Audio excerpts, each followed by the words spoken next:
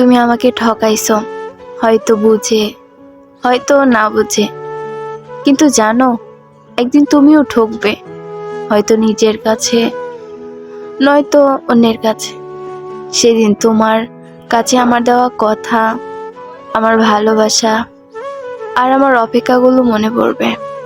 তুমি কত কথা দিয়েছিলে, বলেছিলে আমি হব তোমার সব, বলেছিলে চিরকাল আমারই থাকবে।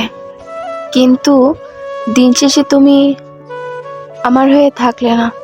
তুমি হয়তো অন্য কারোর সাথে নতুন একটা গল্প শুরু করেছো।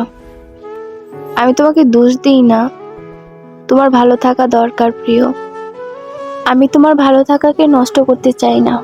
আমি চাই তুমি সব সময় ভালো থাকো। তবে একদিন আসবে যেদিন মনের গভীরে তাকাবে, তখন সেই প্রতিশ্রুতিগুলো তোমাকে তাড়া করবে।